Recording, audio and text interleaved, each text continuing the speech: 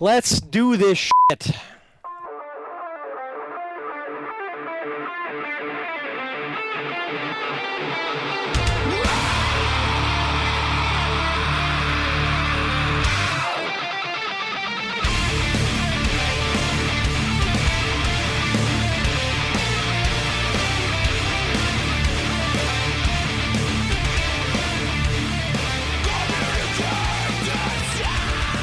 Alright, here we go. Today is Sunday, May 1st, also known as May Day. And this is episode 159 of the Defensive Security Podcast. I'm pretty sure my name is still Jerry Bell, and you are Mr. Andrew Callett. Hello, Jerry. Why aren't you out protesting for better wages or better working conditions or the various things people protest for in May Day? I'm back already. Oh, okay. That's quick. Did that, got it done. How'd it work out? Not well. Oh. Well, Got I mean, you work at home, so that's something. Yeah, well, I mean, I protested upstairs. And No one the really wife- cared. The wife wasn't truly interested in your complaints. She just told me to go back and do more laundry. So It could have been your chant. What do we want? Toast. When do we want it? Yeah, see, yeah, I don't think it's very. in hindsight, it just wasn't a great thing. So Anyway. anyhow, as promised, this is our Verizon Data Breach Investigations Report Spectacular. Well, that might be overselling it. Well, I mean, it could be spectacularly good or spectacularly bad. That's true. Yeah, I didn't think of that. To be determined. And there's apparently a plan afoot to have a synchronized listening event Yeah, with live tweeting. by of this what episode. by what has become known as the Llama Squad. Yes. I fear this could be the beginning of the end. Well, This could be Fonzie jumping the shark right here. put your big boy pants on and let's go. Yes, sir. Thank you, sir. All So, right. the opinions expressed by us, just ours, nobody else's. That's right. No one's. So yes, Verizon, for I believe the 9th year now, has released their data breach investigations report, which continues to get bigger and badder. I think the important thing to understand is that Verizon, I think they probably started this off just with their own set of data because they perform incident response investigations. But over the years, they've opened the aperture quite a lot. Now they actually have quite a few contributors, including people like DHS and US CERT and on and on and on. And including other commercial incident response companies. And in fact, along the way, they actually created this open taxonomy and open database called Verus in the Verus community, where people and organizations can submit incidents and data breaches in a structured way, so that hopefully other organizations can learn from things like that, and presumably build their own views into data, like Verizon does with this report. Anyway, there are some important things to understand as we go through this. There's limitations, right? They're pretty clear in their discussions about the limitations, because the data has to come from somewhere, and there's natural biases in the data, right? So if you are collecting the data from incident response companies that only or predominantly service commercial or retail industries, well, your data is going to be heavily reflective of the kinds of incidents that affect retail companies. And so it's important to understand that there are some limitations, but even having said that, it's very informative, just given the number of breaches that we see and the kind of the common tactics and common threads that run through them. In my view, there's still a lot to learn. So Now, all that being said, let's back up just a tad and say we really like the Verizon report. Well, that's why we're dedicating a whole damn show to it. Yes. Yeah, it's certainly there are limitations. This is not a purely scientific sampling of the entire I guess market of security incidents, and this is what they know, but they do a great job, and they do have a fairly wide view of what's going on. However, there is a wee bit of controversy about this particular report. We will talk about that as well. But all that being said, I personally really dig the report. I think it's got a lot of great info. I think it's a report that can really give a sanity check to getting organizations out of their own echo chamber of what they think is important and what they're working on in their InfoSec program. And I think it's a great way of going, are we really addressing the true threats and the true likelihood of ways that we're going to get owned? And I think this is one that really can give you some clear indicators of what's really going on out there. It's also very readable. I appreciate their sense of humor, and they actually even, did a written rickroll in there partway through the report, which was fairly entertaining for me. Yes. So, all that being said, just starting off the show, definitely recommend people reading it. I will tell you clearly we are an ADD society because I did have trouble getting through all 83 pages as much as I liked it in one sitting. I kind of had to go kick the cat and knock over small children to kind of break things up and then come back and read some more. But it's also meant for bite-sized chunks, so you can kind of grab it in bits and pieces. But just before going into this, it's one of those that I would say it's worth paying attention to. It's worth reading. Even if you don't agree with everything in there, it's one of those that I think most organizations take a long, hard look at and look at what they're doing with their InfoSec program and see if they're even addressing the top issues being brought out by this report. Yeah, definitely. And for those organizations that are on the more mature end, I think this provides some good data to compare your assumptions, your base assumptions, right? So there's a view that says you really need to take a look at the base rate of different things happening, and so this gives us a great start for a base rate because we don't really know how often phishing attacks versus SQL injection attacks happen without something like this. So this is it's very good for that, but I think it's also very good for the less mature organizations because it has really tangible and actionable stuff. Although, obviously some of it is, while it might be specific, it's kind of difficult to. Some of it's difficult to do. So, having said that, we'll kind of jump into it. I think they're trying to, as I would observe, they're trying to establish some consistency from year to year now in the kinds of things that they provide, which I kind of like. And when they, in the beginning, they start off with some trend information. Some of the highlights I took away were that 80% of breaches, again, from the set of breaches that they're looking at, were the result of actions from outsiders. And this is actual breaches, not security incidents. And it's important also to note that both breaches and incidents are represented throughout the report here, and they do a pretty good job of calling out which is which. Obviously, breaches are a subset of all incidents, but I found it very interesting because it certainly goes against the well talked about numbers that internal threats are far more common than external. So let's see.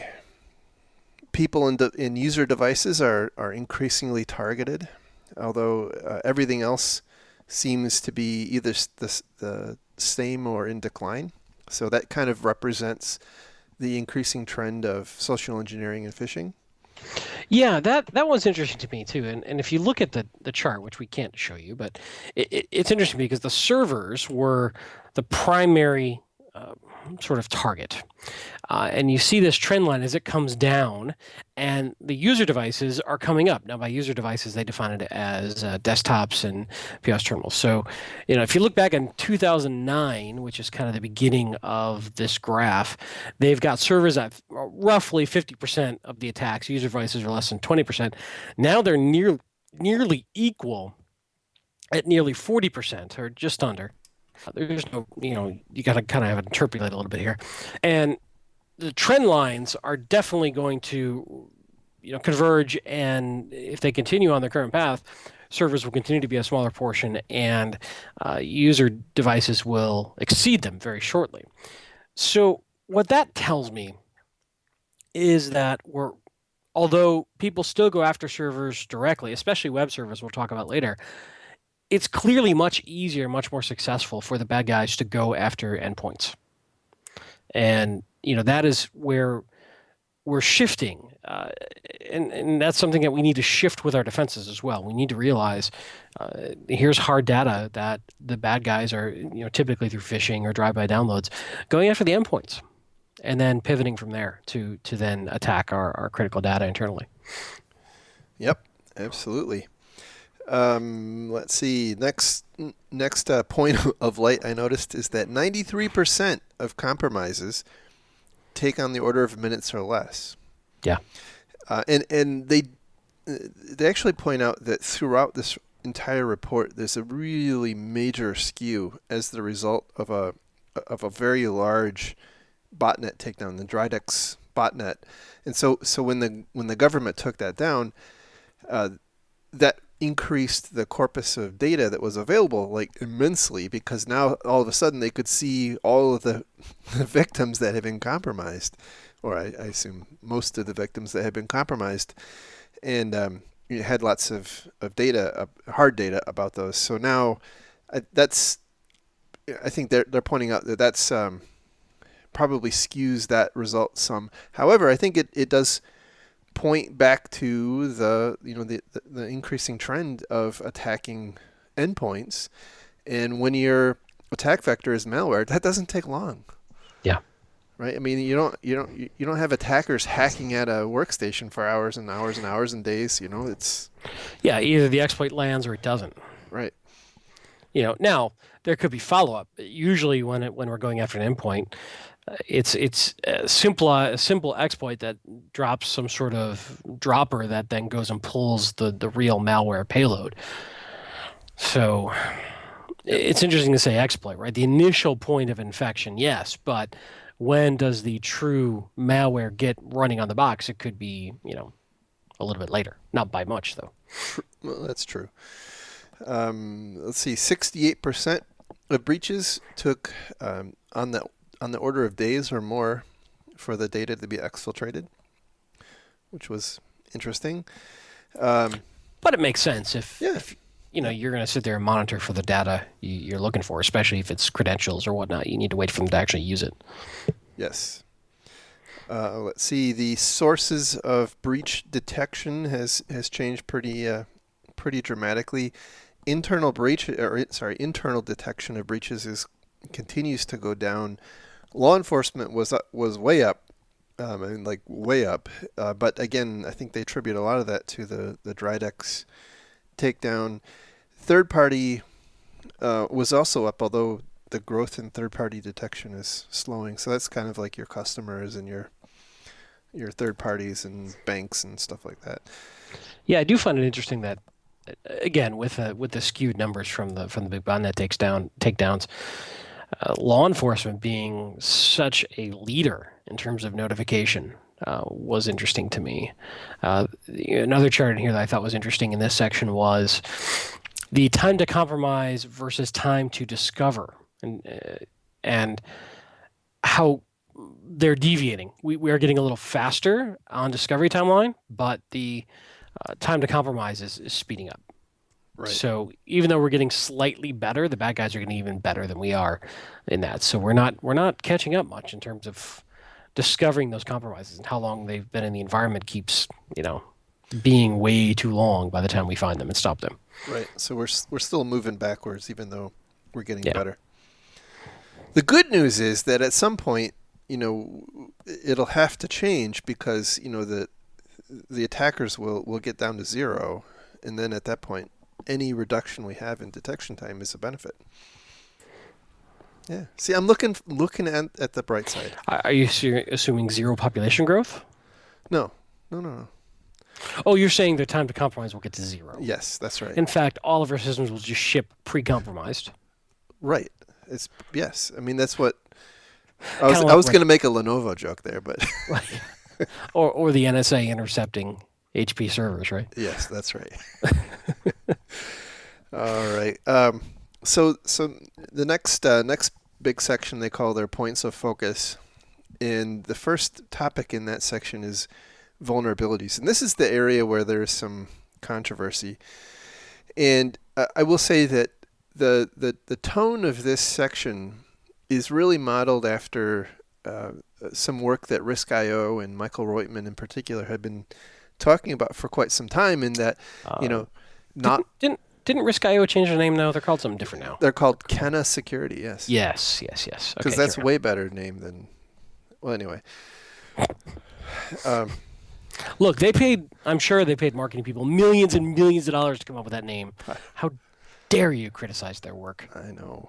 There's probably some really significant reason that I'm totally trivializing, but anyway, because I'm just a jerk that way. But anyway, so getting back on track, the deal is Michael Reutman for actually a couple years now has been talking about how in general we're as an industry very myopically focused on things like the CVSS score of a vulnerability, and we do our own prioritization and ranking of vulnerabilities, and in determining the order in which to patch and how quickly to patch them. And the concept he's been focusing on is, that's just one factor, right? There's probably more interesting factors to consider, like are there exploit code? Is there exploit code available, and is it being actively exploited in the wild and things like that? Because I think I had watched one of his talks from probably a year or two ago, and he pointed out that a medium, a quote medium severity vulnerability that has available exploit code is probably going to be more damaging to you than a high severity CVSS 10 that has no exploit code available. And so anyway, that's kind of the crux of it. What they, and by the way, apparently Kenna and Michael Reutman actually wrote this section for the report here.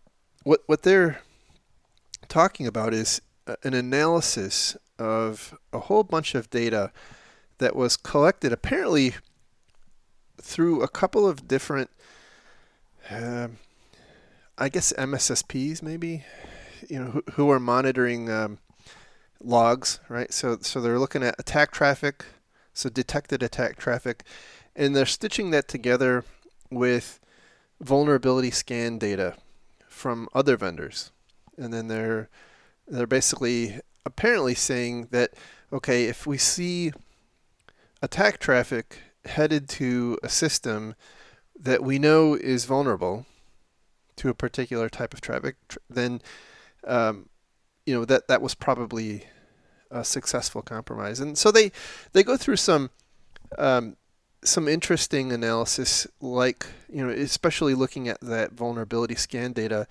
talking about how long it takes for different vendors' vulnerabilities to be exploited. And so they talk about how with Oracle, I take that back, with Adobe, Adobe is the worst in terms of their vulnerabilities are exploited almost immediately. And typically by Adobe, we're meaning Reader, Acrobat, Flash. Right. Those, right? Yeah. Right. And then on the other end of the spectrum is Mozilla, which is up into the 200 plus day range, and then Microsoft is I guess number 2. Oracle is hanging out there, I guess, last year in 2015, there wasn't a whole lot of Java activity. I think there's, some, it'll be interesting to see what it looks like next year. Yeah, but I think this is really interesting data. So, assuming this is all valid data for a moment, this is the kind of stuff that I think can be useful to an enterprise vulnerability management program trying to figure out with limited resources what do we patch first. And so if I know Flash is so aggressive, for instance, is so aggressively targeted the minute, shortly after a patch comes out, that's probably one I want to focus attention on. Right. And if I have to make a choice, all vulnerabilities cannot be equal, though a lot of programs I've seen try to rank them as such that they haven't reached a level of maturity where they're doing risk-based analysis or likelihood of exploit analysis. The tools are out there, but most organizations don't go to that level. A couple of organizations I've seen just have a percentage metric that they're trying to hit, within a certain period of time. SLAs around patching. Although it's really tough for most organizations to keep up. Yeah. So I would. There's no context around what you should be patching, though, right? That's, I think, your point. Yeah, and I think in this case we're talking typically about endpoints that are being attacked by, if we just use Flash for example, Flash exploits. So if I'm running a patching program using this kind of data, I'm gonna say, man, I need to get this Flash update out as soon as I can in my organization, and maybe that means other stuff waits. Yeah, especially you want to update Flash on your domain controller. So when your server administrators are browsing the internet from the domain controllers, I think you have a different problem if that's the case. Oh, that might be what we're doing wrong. I'm just saying. I could be off base here, but if they're off browsing Pirate Bay from... It was a joke, by the way. I know.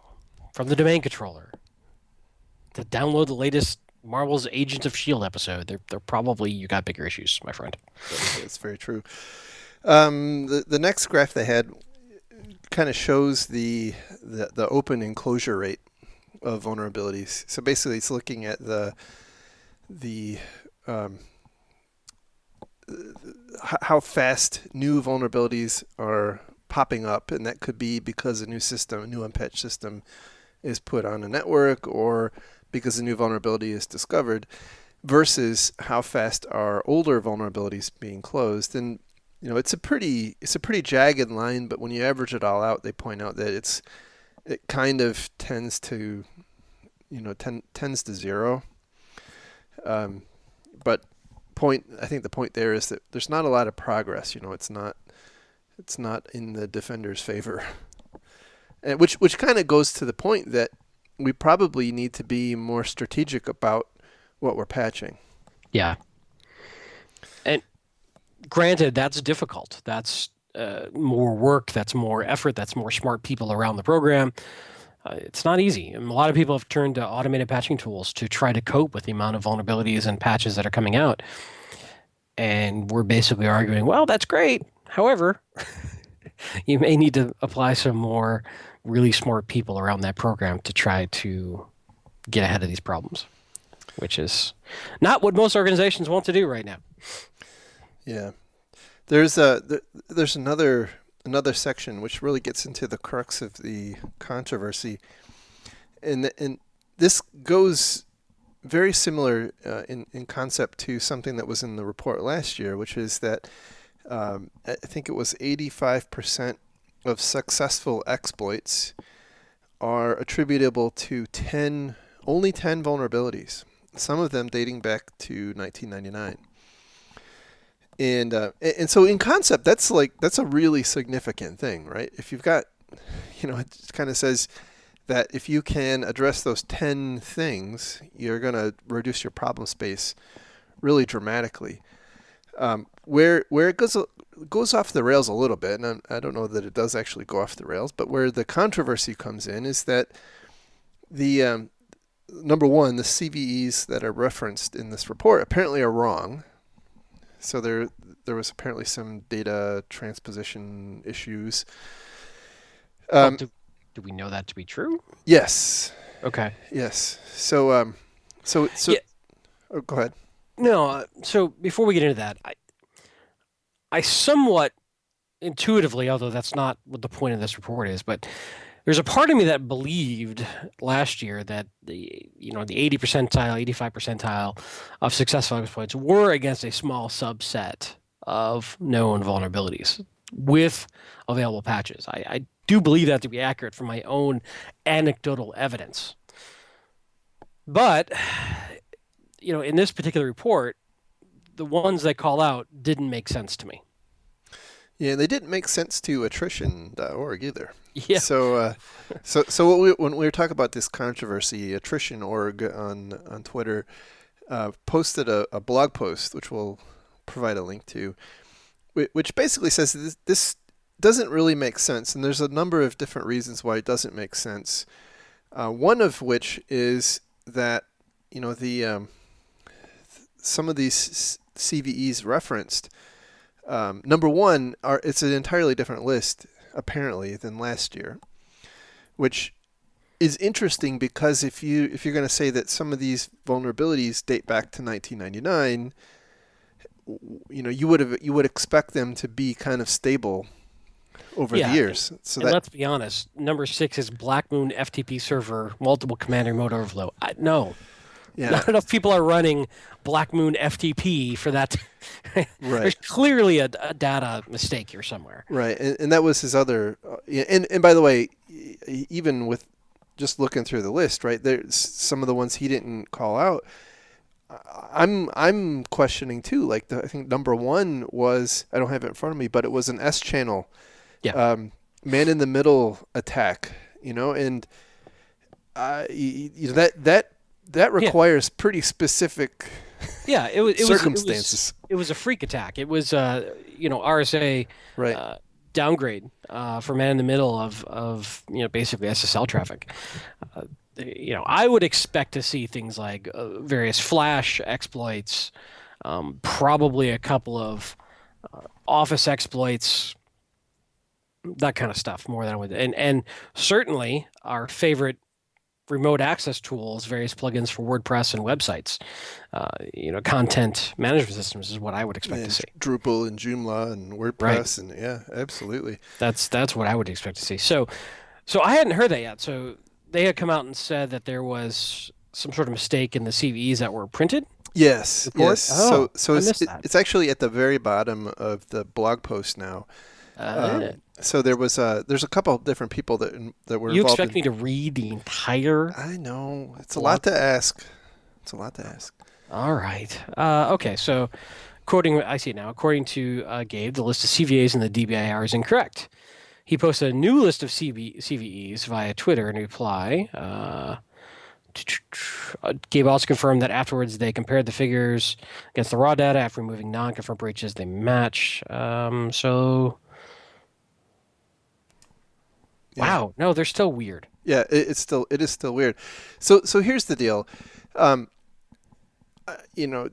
Michael Reitman has said that he is going to be releasing a blog post addressing this particular blog post tomorrow, Monday, the May 2nd. I am apt to give Michael Reitman, I don't know Michael at all, he doesn't know me, but I'm apt to give him the benefit of the doubt because he is, in my view, a pretty damn brilliant data scientist. And, I am left thinking that I just don't understand something that went Well, into this. and this is why this matters. This is why we're spending so much time on this because last year when this came out, I went into my organization and said, "These are the top 10 we need to make sure we're nailing to the ground." And Right. drove behavior based on that. And in general, intuitively, most people agreed with those that, yeah, these are commonly great. Let's go find these in our vulnerability management tool. Let's make sure we're patched. I can't say that about this list. It doesn't make sense to me at an intuitive level that these are the most commonly exploited issues out there. Again, Pablo FTP server. Come on, how many people are running Pablo FTP server for that to be the number 4 most commonly exploited CVE in 2015? I just, something's up here. Anyway, Yep. not to take away from the rest of the very, very good report, but something is amiss in here. Now, that being said, I do think the concept of a small subset, or at least a small, cluster around a certain set of vulnerabilities is what is popping most to organizations, especially when you're seeing exploit kits and everything else coming out that are focusing on certain things.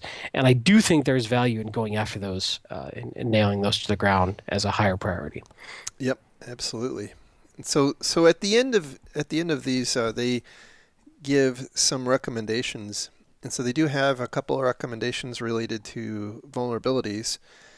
And the first one is to focus on, because kind of as I mentioned in the introduction to this section, focus on prioritizing your vulnerability remediation based on vulnerabilities that are being exploited in the wild, and then by vulnerabilities that have known exploits or proof of concept code. And by the way, I was thinking as I was reading that, here is a use case for threat intelligence. Right? Well, yeah, and it depends on what you mean by threat intelligence. Well, I mean, obviously, threat intelligence is kind of like cloud computing. It's a very Well, I'll give you an example, and just kind of a little bit, of inside baseball. In my organization, the vulnerability management tool I use actually has a field that shows whether or not there is known exploit code available. Well, there you go. And I often will monitor a lot of open source blogs and news feeds for evidence of a certain exploit being heavily attacked. And I will try to communicate that to my organization, say this should probably go up the priority list. Are we successful? Are we fully utilizing that? Probably not as well as we should be. But I think that is the way to mature a vulnerability management program, is to start focusing on those more exploitable issues. Yeah. Now, the problem we're running into right now is things like bad luck, where there's unnecessary hype, inappropriate hype. People wander on the axle on something that isn't truly that scary. And so you really need to have some smart people who have been doing this for a while to go look at that stuff and figure that out for you. Right. So their next recommendation is to have a plan B for those instances where you can't patch. And inevitably, by the way, that happens, right? Every organization has this problem where you are aware of some potentially super severe vulnerability. There's exploit code everywhere and you can't patch it. So, you don't want to just throw up your hands and say, we tried. You want to... Well, and one thing they don't talk about here, too, is depending on what the vulnerability is, let's say it's something that is, I don't know, on your web server and it's open to the internet. That's probably going to need to be a higher priority than something that's only accessible internally. Not that you should ignore insider stuff at all. Not at all. But you do have to stack rank prioritization. Yeah, absolutely. But I think they don't. You're right. They don't mention that. But I do think that their point is valid here. That if you have if you have infrastructure or systems that can't be patched, you need to have a plan B. And it's better to know, at least conceptually, what you're going to do. Are you going to put it on an isolated network and make people go through some kind of VDI farm to get to it, or what? Depends on your organization and what the cases are, but it pays to have some kind of idea of what you'll do. And then the last item they had is really situational awareness. It's kind of my take. And I've had this discussion with people in the past, that knowing your inventory is not all that important. If you're securing your stuff properly, it shouldn't matter if you have a good, accurate inventory. And I think this is a good example of why that's really not a great thought, because if you don't know it's there, you don't know how to patch it. Well, and here's where I think asset management really, really, really matters, is knowing who is responsible for that particular asset. Absolutely. And that's where I think we fall down. But I consider what they're talking about here discovery scans. And, for instance, I've worked with organizations where we'll do discovery scans from the outside, and we'll look for any new IP or new port that opens to the outside. that might have gone around change management, for instance. We'll do discovery scans internally just to try to do, find something new that we didn't know about. Now, the problem is, again, all this takes smart people to look at and interpret this knowledge. So this is just like an untuned IDS. You could be generating a ton of data coming at you. You've got to be able to absorb it and do something with it. Yeah, absolutely.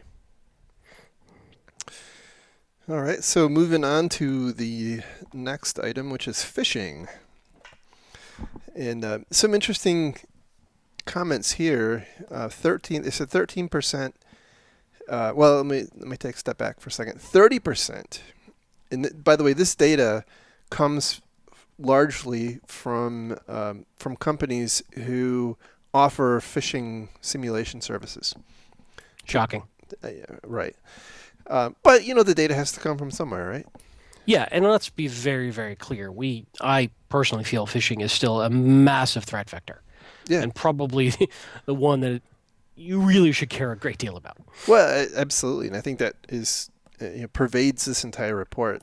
And yeah. So, let's say 30% of phishes that are sent are opened by their victims. 13% of people will open attachments, which is, that's not great. The median time to the first person opening a phishing email is 1 minute and 40 seconds. So think about that. That is, does not offer a lot of opportunity for you to do any kind of retrospective analysis before people are clicking on on stuff en masse. Well, it also shows the psychology behind the reward structure of opening email. Oh, absolutely. And how we are wired to answer that ringing phone. Absolutely. Yeah. Which also, by the way, tells me that if you are relying on post-delivery detection of email, like for instance, let's say you've got some sort of sandboxing technology that's looking at email and it's doing it in a copy-only mode as opposed to an inline mode. So those function in a way that email gets delivered to the user's inbox and to the sandboxing technology, and the sandboxing technology runs on it for 5-10 minutes and then says, oh, this is bad. And then you think you're going to go find and remove it from those inboxes. It's way, way, way too late. But I've seen plenty of organizations run that way because they're afraid of disrupting email. Yeah, that's right. Now, the flip side of that is if you run these sorts of filtering and processing technologies in line, they can quarantine detected bad emails before they even get to the inbox and remove that temptation to click. Yeah, but then, but then your sales team will say that they missed their quarter because of the email filter. Of course. People need to buy widgets, and my God, if they don't get an email, screws their entire. Do they not understand that this organization runs on the back of that sales team? Boy, I think that is the perennial problem. Let's see, the median time to open for the first user to open a malicious attachment is 3 minutes and 45 seconds. So, that's a whole 3 times longer. Yep. That's like an eternity. Let's see, they do have, the whole discussion's pretty interesting, but in the sake of time, they have a couple of good recommendations. Can I throw one other stat out? Yeah, go ahead. That was interesting. Go ahead. Only 3% of targeted individuals alerted management of a possible phishing email. Yes. Which I thought was huge. If you're trying to rely on training your employees to spot and report phishing emails so that your IT group can then go deal with it, clearly that's not working right now in a widespread way throughout our industry. Right. Yep. So their recommendations are to first of all filter. Right? So they point out that, kind of like you said, the best defense is to not let people click on it in the first place. Let's see. The next is to make it easy to report, right? And then also, along with that, awareness training, which I think obviously has limited success. I mean, but it is important, right? We've talked about this at length in the past. It's you're not going to get down to zero, but maybe you go from let's say a 30% click rate to a 20% click rate. That's an That may improvement, have a substantial impact. right? And then this isn't a this is actually, I think, of the next recommendation is kind of a sad uh, a sad reflection of the state here, which is you need to design your environment so that one person or a person clicking on a malicious attachment or malicious link isn't catastrophic. Did you just say malicious link? I tried to sneak that in there. Mm-hmm, mm-hmm. We need like a little sound that goes off whenever you mention it. Yeah, one other thing that I wanted to mention before we moved out of the phishing category is the target of phishing. I thought was fascinating. Of 905 attacks profiled, 829 of those are going after credentials for reuse. Yes. And that is one thing that is repeated throughout this report over and over again, that typically the initial target of some sort of malware or attack is capturing credentials and then reusing those credentials in some malicious way. Right. That's right. I think that's a huge point that we're seeing over and over and over again, which, of course, the recommendation is going to be try to use some sort of multi-factor authentication. Yeah, and you'll find that each one of these sections has a recommendation, and multi-factor authentication is a feature in almost every one of them. Yeah. So, But that is a clear trend we saw over and over in this report. Bad guys are going after creds. That's what it really is coming down to right now as an initial step in the attack. yeah, that's right. And because it works. And so they, as I said, they do really impress on us the importance on making sure or trying to make sure that a person opening one of these phishing emails isn't catastrophic, because it's almost inevitable unless you don't allow email and whatnot to avoid it. And so they talk about segmentation and multi-factor authentication and those sorts of controls. Well, this goes back to something that we've talked about, which is you cannot 100% prevent it. So how do you make an environment that's breach resilient? Right.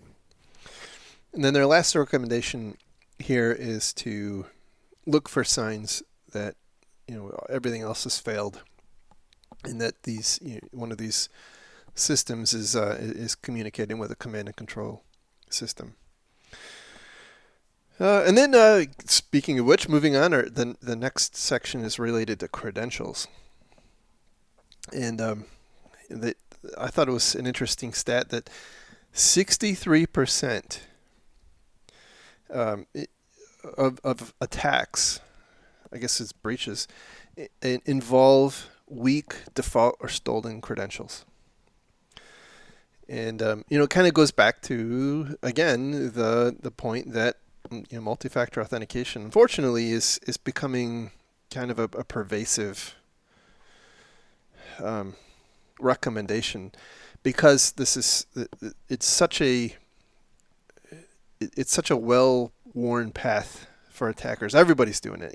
That's the one thing that'll keep coming up as we go through the report, is that everybody, whether you're talking about organized criminals or nation states or they're all after your credentials. So the downside is that two-factor or multi-factor authentication is not easy and often not cheap.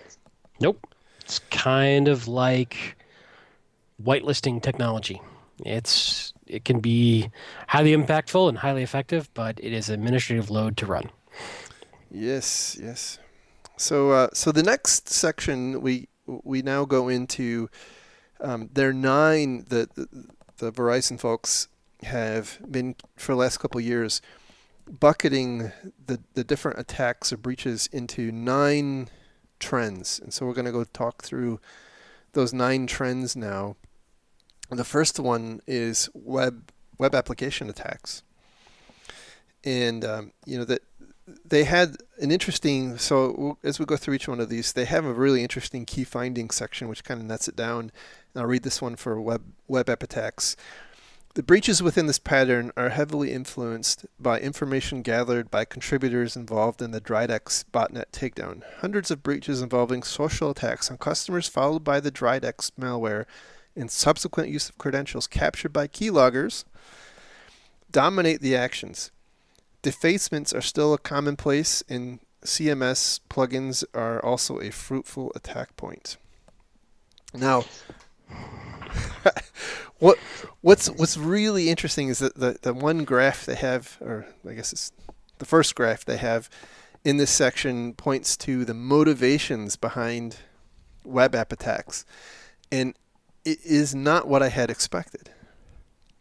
And so the first web app, or the first, I'd say probably by a factor of 3 or more, is what they call FIG, which it took me a minute to figure out what they were talking about. It's fun, ideology, or grudge. And then far less common are financially motivated attacks. So let's see. The one thing I'll say really quick too on the web app attacks is don't make the mistake of assuming that that's the end goal. Often what we're seeing is a multi-stage attack. So the web app may be a portion of a bigger targeted attack, whether it be a waterhole attack, whether it be gathering creds to then pivot to go further in. It's not just going after a web server. It's sometimes part of a bigger, more complicated attack. Yeah, that's right. And they point out that there are lots of different reasons, and I think they tried to filter out some of the reasons. So, for instance, it's been a common thing lately for web servers to get compromised and then used to run a botnet, which is used for denial of service attacks. Right. Not necessarily for data breaches or what have you. So I think there's a lot of that sort of thing, but then I think the other more important lesson is that I was trying to explain this to someone, that at every step of the way in the intrusion cycle, the phases are becoming abstracted. The initial point of compromise can be a phishing email or a drive-by web download or a USB dropped in the parking lot or SQL injection on your website. And then the next layer is abstracted too. And it's just abstracted the entire way through. And I think the challenge is that many of the attackers, whether they're organized criminals or nation states or whoever, are have in their toolkit many of the different things that exist in that abstraction layer, each one of those segments. And so that's it kind of says that each one of these things are important to think about to some extent. So let's see.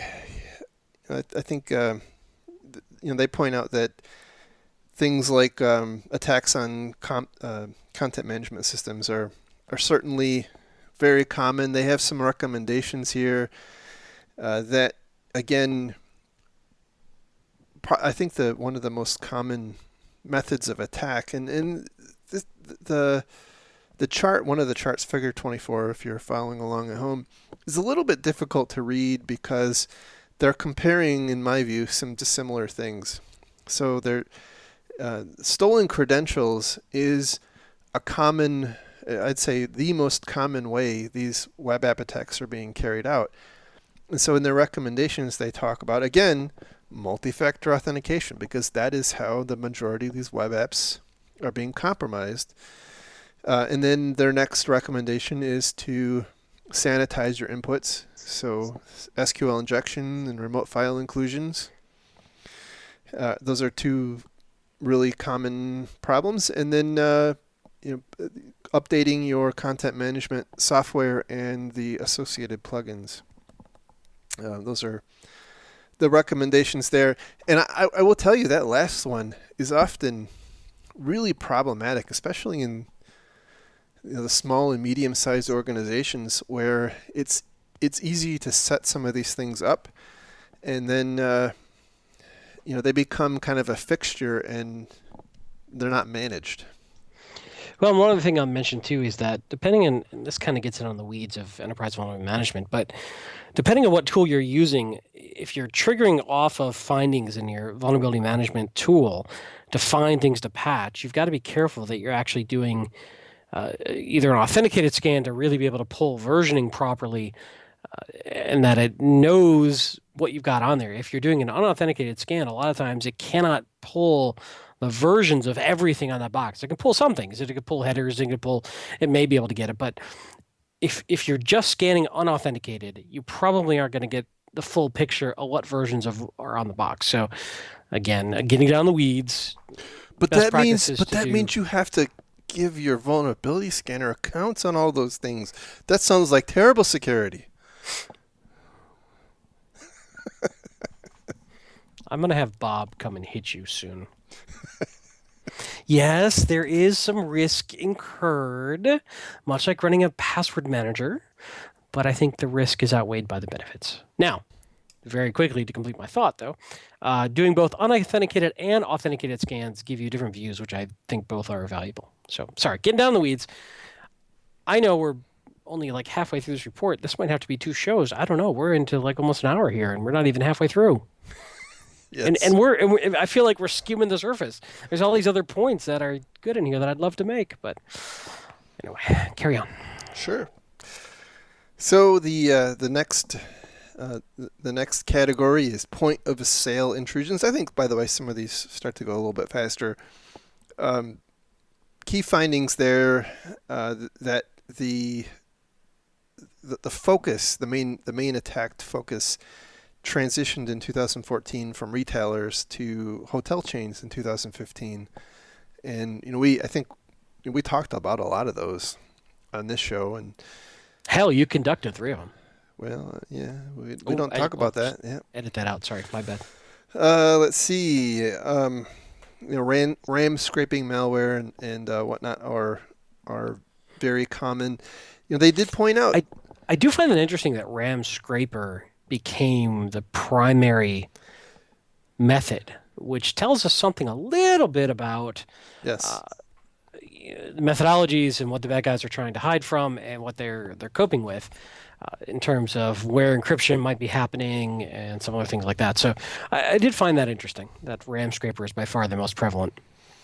Yeah, they do point out that there's a heavy use of stolen credentials involved in point of sale intrusion. So RAM scrapers is the method by which the card data is collected, right? But the stolen credentials are the predominant way that they're getting that RAM scraper malware in the first place. And interestingly, in 97% of the intrusions that involve stolen creds, there's the attack vector was through a partner. So it was actually a partner's I don't believe that. I'll tell you straight up, I do not believe that stat. I think there's something wrong with that stat. Okay. I don't buy it. I don't buy 90. Anytime somebody says 97%, I get skeptical. And I say through partner access, straight up, there's something wrong with that stat. Well, I think they're talking about vendors, right? So no, I get it. Support company. Yeah, sort of Target and their HVAC. So I don't. No, I don't think it's Target and their HVAC. I think it's the company that maintains the POS terminals. That's how I read it. It's not the. I mean, I think the Target and Home Depot angle is the outlier. I think what they're predominantly seeing here is it's the companies that these retailers have on contract to manage their POS terminals. And so they point out, actually, if you go to the recommendations, the first recommendation is that, number one, you should be using multi-factor authentication, but also you should be monitoring the login, log out activity of your vendor, which kind of is in a way. Now they do talk about how this transition, this technique transition in the past from being largely a problem affecting smaller organizations to one also affecting larger organizations. But I've got to believe that if you are a small company who has one or two POS terminals, you're probably not going to be in a position to do that kind of monitoring. No, So certainly. Yeah, that's the problem with a lot of small business in InfoSec is you just have to trust right, other organizations have done it right. right. But if you're, if you are a larger organization, it does make sense that you should be reconciling the login activity of your vendors who are maintaining that stuff. Well, yeah, the other thing that's interesting going on right now is our shift to the EMV standards, which is basically the chip and potentially PIN, but right now it's chip and signature for credit cards rather than the magnetic swipe. Right. And this shifts liability. So we're seeing a big upgrade of the POS terminals in the field to handle these new chip and PIN cards.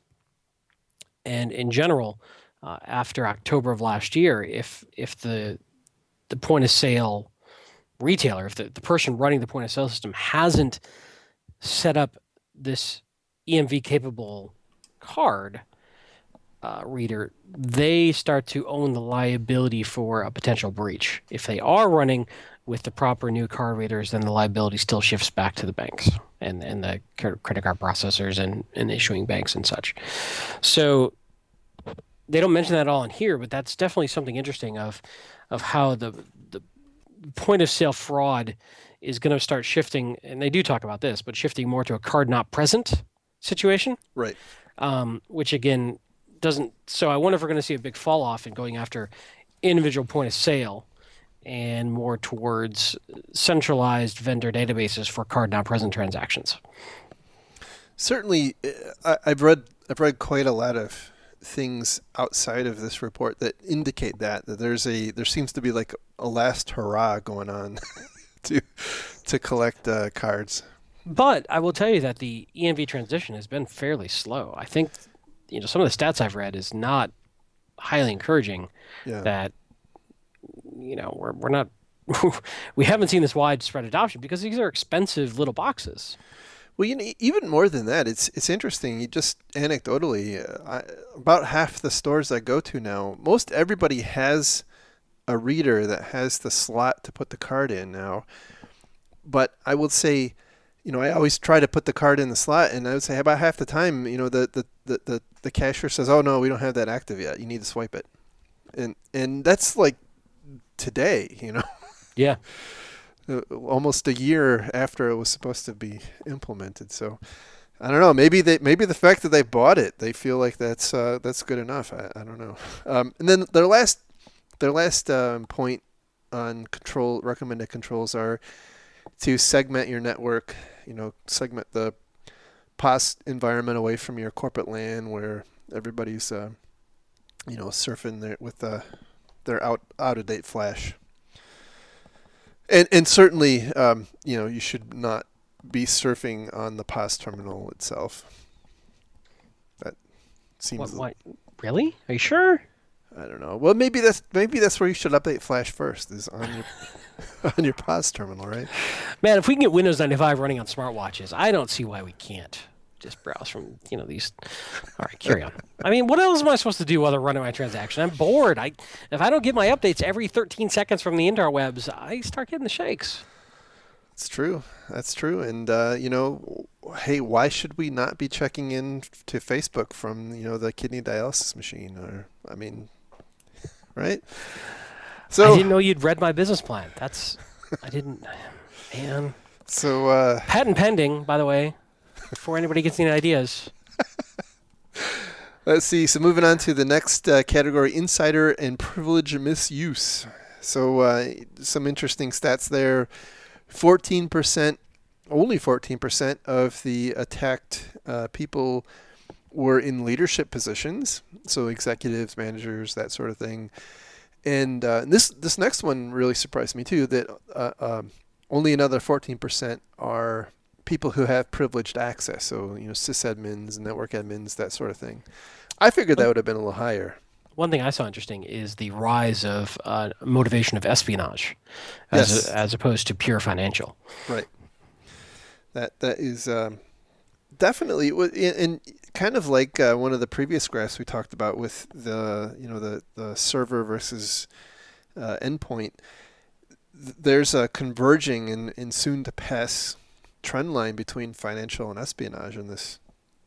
Assuming assuming the trend stays the same. Well, and I'm wondering. I wouldn't say so. These graphs can be a little misleading because they're not showing you quantity, and so I would think my gut is that if you looked at the quantity of financial, it probably is not going down. I think that the espionage is coming up more Right. than the financial is going down. Possibly as it relates. I mean, you're probably right on there, and it could be more a reflection of these incident response companies' ability to detect espionage type activity. Yeah, going back to something we threw out at the beginning here, this is all within the context of the data set that we have, which is not a scientific sampling of all data. It's just what they have. Right. Not saying it's not useful and valid, but it is a certain scope of view. Yep. Let's see. They talk about privilege abuse is the most um, I mean, it's kind of obvious, right? It's almost tautological that privilege abuse is the predominant. I mean, by like orders of magnitude. So you're saying your white privilege was abused? No, No? Okay. no. Let's just be clear.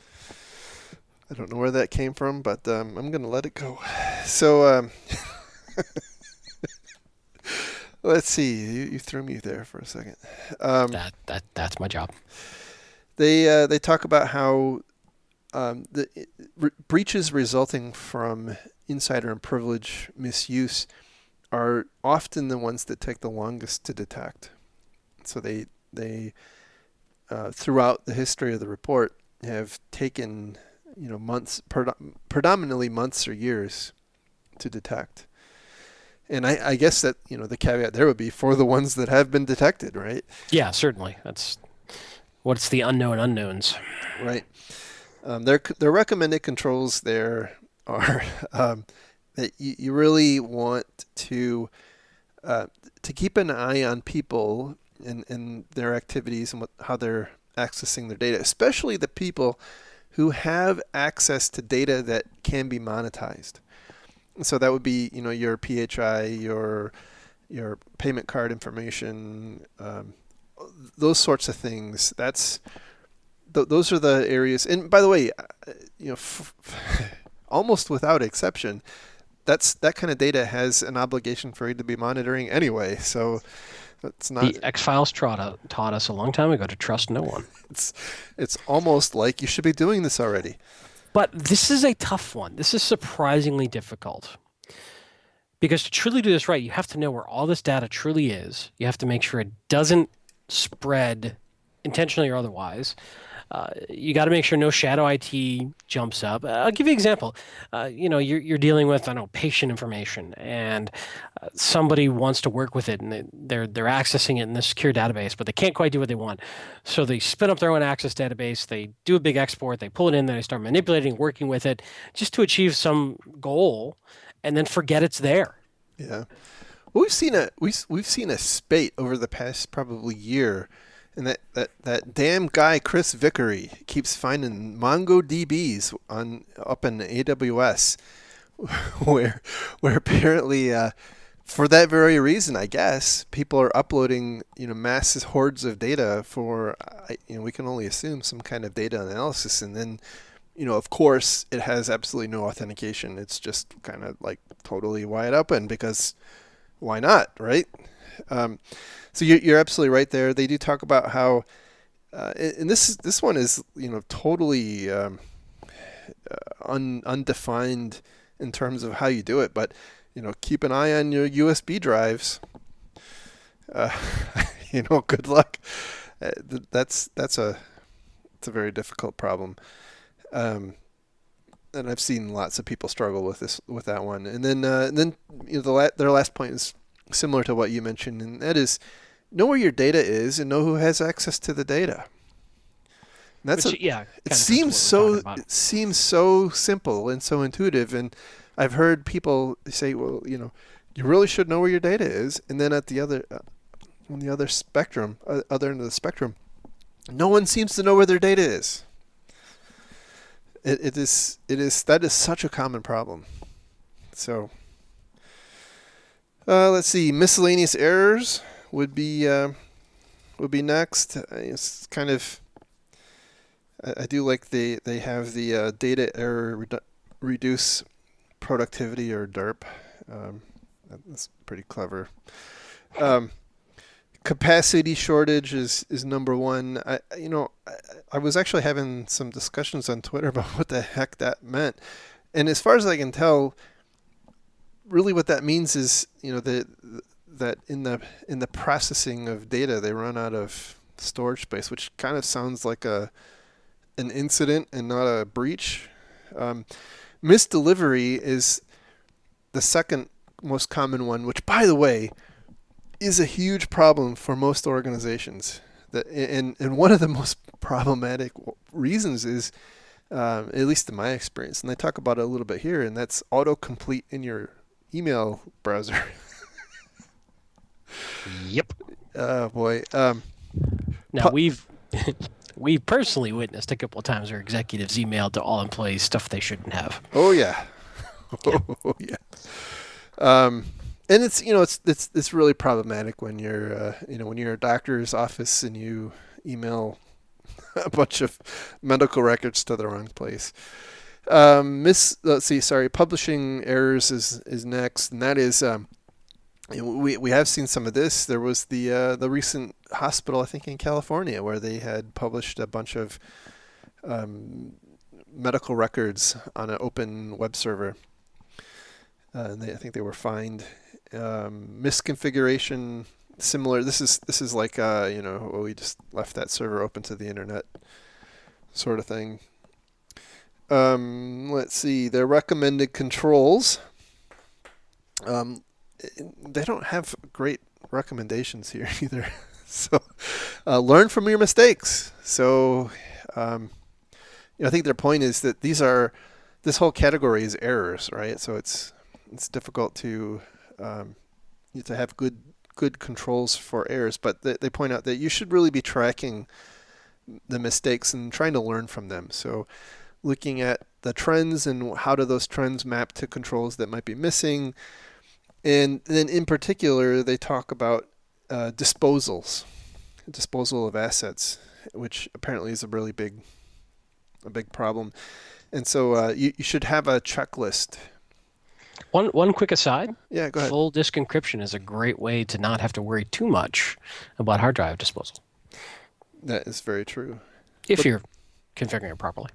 And they also talk about even more problematic are paper records.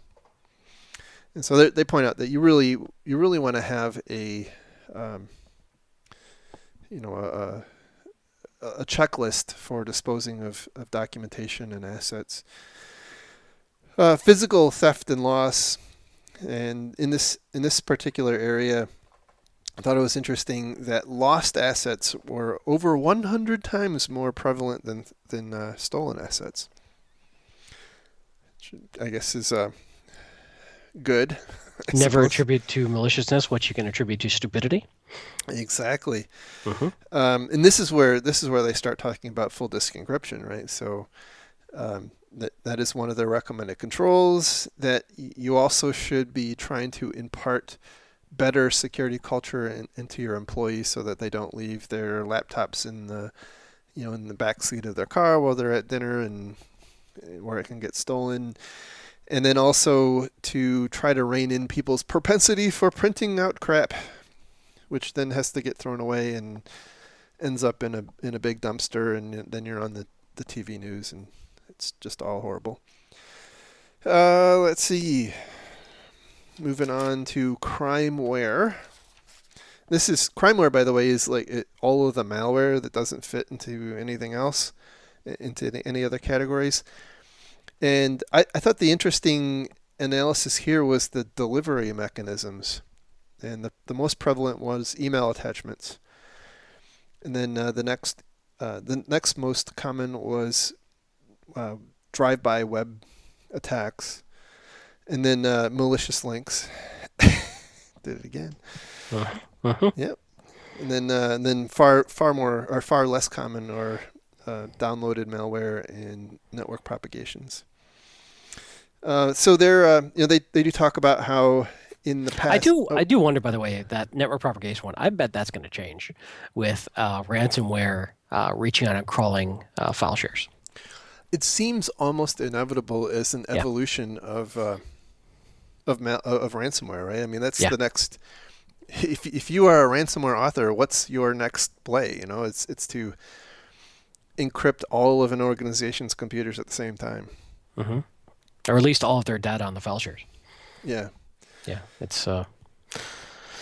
Anywho, I know we're running late. Carry on. No worries. Let's see. They do talk about how hashes in the past have been, it's been kind of a hallmark, right? That if malware hash or malware samples hash is unique to you, that must be a targeted attack. Well, they point out that nope, almost all malware now has a lifespan of seconds. And so it's very, very likely that you will see malware that's completely unique to you. Yeah, it's just too easy to randomize hashes now. Yeah, I think they said their data set said 99% of malware hashes are seen for less than a minute. Yep. And that's that's the problem we have. Their recommended controls. Let's see. They have, first off, patch your stuff, patch your Adobe, or maybe don't have Flash or Java on your computers. I know it's crazy. I know it's very uncomfortable feeling. They talk about next recommendation is to block scripts and macros from being able to run, and then also blocking those in your incoming email, and also stripping off executables and maybe some other file extensions. But of course, that works great until you cause your sales team to miss their quarterly numbers. It's true. Not that that's ever happened to me, and I'm certainly not bitter. Still, never. Couldn't possibly. Let's see. They do talk about also monitor your organization, and I think this is again one of those capabilities that's unique, is going to be unique to some of the larger organizations. But that's monitor the kinds of malware that are affecting your organization. All of them. Well, I think their point is, looking at how it's coming in, and then trying to take remedial action. So if you've taken steps, you should be taking steps to to reduce malware infections. You should be monitoring to see, okay, it's still coming in. How's it getting in? And then go off and specifically address those problems, which seems pretty basic. Yeah, it just would take committees and change control and months of meetings to actually get anything done. Not that I'm bitter. You sound like you might be a little better. No, not at all. Okay, good. Payment card skimmers, not a whole lot to say there. It remains a big problem. Although what I find interesting is that it's still a big problem in Eastern Europe, where I thought they had EMV already deployed. So I don't know. Unlike you and Bob, I don't get to Eastern Europe much. Well, they do talk about their controls are to use tamper-resistant terminals, have tamper-evident controls on the terminals, perform periodic checkups of the terminals by someone competent in finding such skimmers, And they also give some tips for consumers, such as guarding your PIN and trusting your gut. If you see like part of the terminal hanging off, maybe that says that you shouldn't use it. I don't know. Seems like a good idea. Cyber espionage. We're almost done. Almost done. Cyber espionage. We'll power through it. Yes. I'll read the key findings there. Espionage begins with the same threat actions as many other patterns to gain access, but will deviate as needed once the initial compromise occurs. And that is a very important point. When you read this section, there isn't a lot of unique attributes to espionage type threats. It's really, in my the way I would say it is, it's chaining together things in a slightly different order or for a slightly different end. Yeah, and instead of motivation by finance, you're motivated by something else. Maybe it's gathering information for strategic reasons. Right. Or it could be, screwing up somebody's centrifuges. I don't know. That's happened never. Never, no. Let's see. Yeah. So again, there's really not a lot of not a lot of uniqueness that doesn't appear in other types of categories. They do have a fairly robust set of recommendations for which this applies category. to almost any sort of malware protection, though. And There's that, nothing yeah, exclusive about cyber espionage. that's what struck me when I read these recommendations is they are not unique to espionage. The vector and the payloads aren't different; just the goals are. Right. The motivations are. And this just seems like one of those things where if you follow these, you're gonna probably address many of the other issues. So they start off with recommendations related to endpoint protection, and they point out that malicious software was used in 90% of espionage incidents in 2015, and that was delivered via email, web drive-by. I gotta say, calling Windows 7 malicious software is probably a little harsh. I thought it was Windows 10. We're joking. That's not in the report. That's a joke.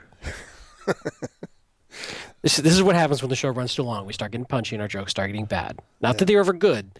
I should say they get worse. They get less good, more bad. And finally, onto something that's actually, I think, a more useful area. Yeah. DDoS. Yes. Yeah. So DDoS, their key findings: attacks are either large in magnitude or they are long in duration, but they're typically not both, and many are neither. I'm not going to make the joke I'm thinking. Thank you. Insert your mom joke here. That's all I'll say. Oh boy. So hey, I look, it was just a pointer. I didn't actually say it. And now it's the listener can create any joke they like, so it's interactive. Yeah. It's like a choose your mom adventure. Just speak your mom joke right now, and we'll laugh, and then we'll move on. Haha. There we go. So anyhow, off the rails. Yeah. So DDoS is getting bigger. That's for sure. It's getting bigger, or it's getting more protracted in duration. I think those are the two takeaways. They don't talk, by the way, a lot about what I thought they would talk about, which is the DDoS for ransom. So kind of like or DDoS as a distraction. Yes. Yeah, but DDoS for ransom is huge right now. We're seeing it all over the damn place. Well, and not only DDoS for ransom, but just the threat of DDoS for ransom. So we've seen in the DDoS blackmail, really. Yeah, we've seen it in the recent past, and it's not even necessarily a case where the perpetrators have any capability to deliver on the threat. What was that report that just came out about a week ago about businesses paying over $100,000 to blackmail that DDoS blackmail for people who don't even have DDoS capability? Right. It was for people who were using the name of a group whose members had all been arrested. Right. Well, maybe they have internet access at the jail. Yes, I'm sure that's true. But I think the point there, and we've talked about this in the past, is that it really comes down to DDoS. Preparing for a DDoS attack is something you need to do in advance. It's not Yeah, something there's very little you can do once you're under attack if you hadn't prepared ahead of time. right. They talk about maybe the cloud is a good place to be because they often have really robust capabilities for handling DDoS attacks of different sizes. And so that's that. They have an everything else category, which is like it says everything else. Although I found it interesting that they have the CEO fraud in the everything else bucket, and that is as we have learned in previous episodes, a really fast growing problem. I think there's the FBI said there's several $billion in 2015 that were stolen as a result of this. So Hey, we got to fund the show somehow. well, hey, so it's all in all, it's an awesome report. Yeah, you have to be you have to be realistic, right? I feel like we barely scratched the surface. And we're an hour and a half in. Yeah, and there's a bunch of appendices on here too that have a lot of other good information and data and stuff. So maybe there will be a part 2 to cover things that we thought we didn't pay enough mind to. I think it will depend on how viciously harsh the live tweeting audience is when they listen. That is very true. I mean, I may be crying for weeks. I don't know. That's true. Anyhow, anything else you wanted to cover? A couple quick items. DerbyCon tickets went on sale, but probably by the time you hear this, they'll be sold out. Yes. But Jerry, you have a ticket. You're definitely going. I am probably not going to go because it is 2 weeks before my wedding, and I think that would be not a good way to start my marital bliss by disappearing for a weekend in the crunch time, sadly. Yeah. Yep. However, O'Reilly Defensive Security Conference in New York in late October, we will be at. And I think we're safe to announce we're actually running a panel. We are running the Ignite Talks panel for that conference, which we're very excited about. That's right. And note that we don't say that we're going to run it well, just that we're going to run it. Absolutely. Please don't expect anything but tomfoolery from us. That's basically how we cope with not actually having a clue what we're doing. This is how we deal with our imposter syndrome. We just hide it behind jokes. That's very true. Yes. What else? Anything else coming up? No, I think at DerbyCon I will probably be having a book signing. I'll be signing other people's books. Just random, just like just Dianetics by L. Ron Hubbard. Bring me a book and I'll sign it. and also we'll be having pictures with Jerry. We'll have a choice of backgrounds, so you can have us shaking hands in front of the Times Square or the Sistine Chapel or whatever. I mean, it's going to be a great time. How much are you paying people to shake your hand? Well, I haven't quite figured that out yet. Okay. Just want to be clear on this because otherwise that's just kind of creepy. Anyhow, thank you for hanging in with us for so long. Hopefully this was useful to you. And by the way, as I said, the report is worth reading. It is 84 pages, and that's especially in this day and age where it's tough to get through a list of 10 bullet points. It's a long read, but it's great. It is. I think it's very informative. It helps. Certainly, there's some controversy. It always helps to be a little skeptical about things, but it is really good to have an outsider's view that kind of spans maybe more than you have visibility to yourself. So anyway, I think it's worth the read. And with that, we will talk again next week, and we'll catch up on some of the most recent craziness that's been going on. So thank you very much. Have a great week, everybody. Take care. Bye-bye. And now, by the way, www.defensivesecurity.org to get to the we'll have links for the report and to the attrition.org blog post. And let's see, the show, Twitter, Defensive Sec, you Twitter, at Lurg, me Twitter, at Malicious Link. And with that, we'll talk again next week. Bye-bye. Bye-bye.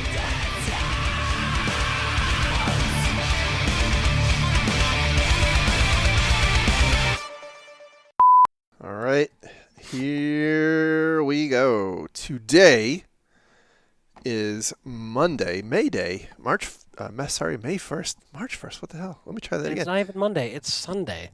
Wow. For fuck's sake, start over. Today is Sunday, May 1st, also known as May Day. That's not how this works. That's not how any of this works. Yeah. God damn it, I forgot my notes upstairs. Give me 1 second. Fuck's sake, Jerry. I know. I knew I was missing And something. that's our show for tonight. Thanks, everyone, for listening. I knew I was missing something. I just couldn't figure out what it was. Your sanity. Well, that that is definitely missing, yes. It receded with your hairline. I'm not sure which one went first. Well, correlation, causation, all that kind of jazz. I got selected for a NASA event in California. Could be cool. I've never experienced a sonic boom, so That does sound pretty cool. I mean, I've had some days after Taco Bell that you might have thought I could. We've all been there. I mean, definitely rattled some windows. Oh, yeah. Chalupa afterburner, as they call it, right? Indeed. Well, see, this is where I got confused because it's on page 13, but it's actually on page 15. Fuckers.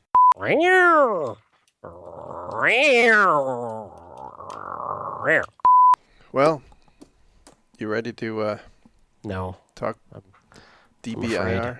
I'm afraid. Hold me, Mom. I'm not your mother. Stop. I keep telling you this. It's very confusing. I understand. And clearly you were misinformed as to what mothers and fathers are. My life's been a lie. Yes, it's true. It's true. Yeah. Bye-bye. Bye-bye now. Bye-bye. Bye-bye. Bye-bye. Bye-bye. Bye-bye. Bye-bye. Bye-bye. Bye-bye.